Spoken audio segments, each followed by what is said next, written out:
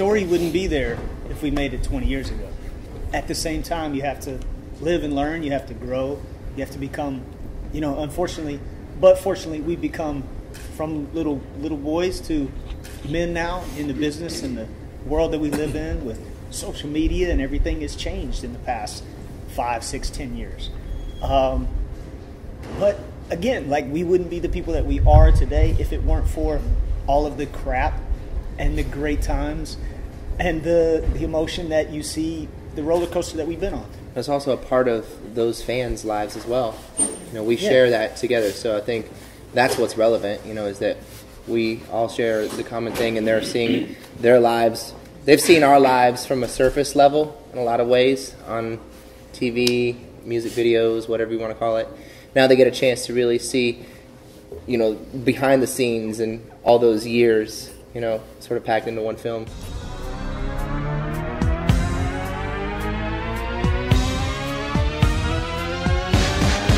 I would say we've been asked that so many times. I would say, you know, they don't need any advice. They're doing really good. They're obviously doing really quite well. Very well. They don't need the advice of their senior, but we are seniors. No, I think just to really stay on your own path. I mean, we definitely treaded water as much as we possibly could. We definitely stuck true to ourselves. We stayed on our own path.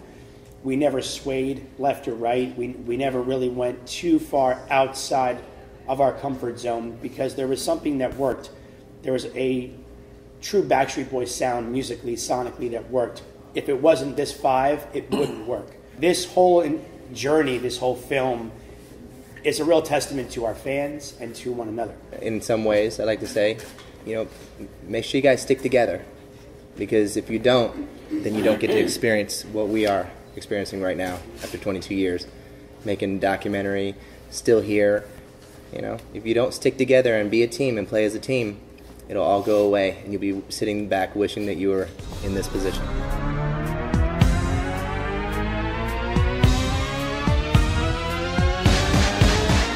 Obviously, the Lou stuff is still, to this day, a bit of a sensitive subject for some of us.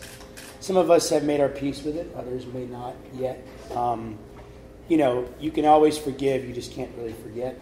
And I think going back home and actually really digging up some of our old personalities, our old upbringing, and really seeing each other for who we are and why we tick the way that we tick, is, you know, Howie's been saying in most interviews now. You know, we all knew where each of us were born, but we never physically went and felt the emotion from each other. It was hard for me to live through during that 5-day period, to experience and sort of live through these other guys' experiences in life and be, you know, explained it and told and learn it. You know, to watch, I don't know if they could say the same thing, but when seeing each one of them cry over a specific story or circumstance that had occurred in their lives, it affected me, you know, and it really touched me in a lot of ways.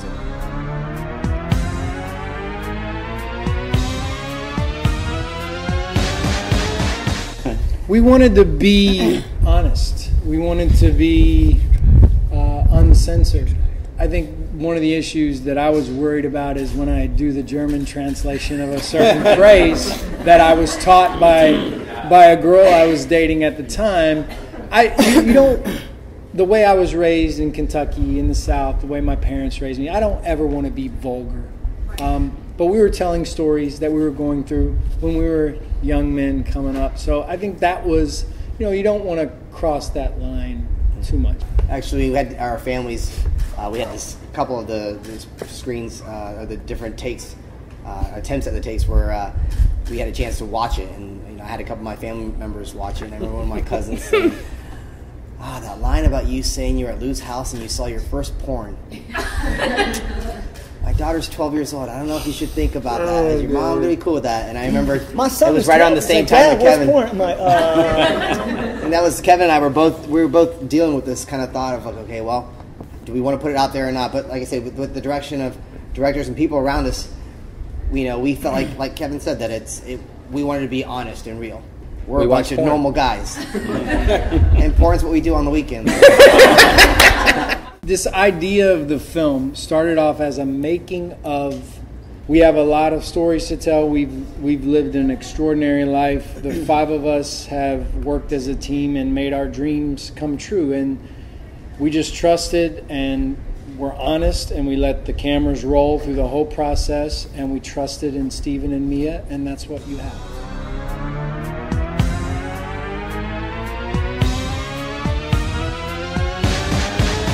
It was the perfect way for us to kind of reconnect, rebond. You know, Kevin had just come back.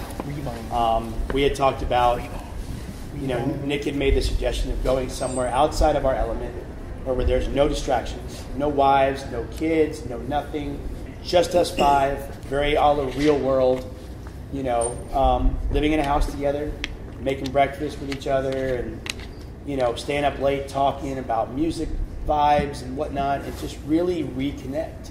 We had a chance to, like I said, this was the first time Kevin was back in the studio with us for, almost 7 years. Yeah. So I think this trip was very crucial in just reconnecting all of us. And I think that this process with making this record here, and referring back to where you were saying in regards to me, even my personal take on our input in the movie, where I talked about where I had feelings over the years of when the group first started, when I was a little bit more on the forefront, to where also we started with the record label, Jive Records took us on, and the sound that I was able to bring to the group was not exactly the Max Martin sound that we were going in. So I had to take a little bit more of a step back, and my own struggles and in my own head of trying to accept my position within the group, because we all came from solo backgrounds initially, and to a point where in our career we got to a point where finally our fans, they have known, you know, the sound of the Backstreet Boys, and I think that was the best thing. That probably was the decision at that time to made it that well, because who knows if we would have been here right now if it might have been different voices on the group. But we got to a point where eventually in our career that our fans are wanting to hear us all individually. I was constantly dealing with myself, going, fans were thinking I just didn't want to sing, when it was totally the opposite. I wasn't given the chance to, and so it got to a point where we started talking as a group, and our career after 5 records laid deep into it. We said, now let's make music that we want to make the music. It was great to have Kevin back, honestly, for 7 years. I mean, I'm proud of what we had done with the 4 of us. You know, we went out there and did 2 albums and went on the New Kids tour, and we really had to kind of hold sort of the legacy together and sort of the Backstreet Boy name, just keep it going, you know. But it always felt incomplete, you know.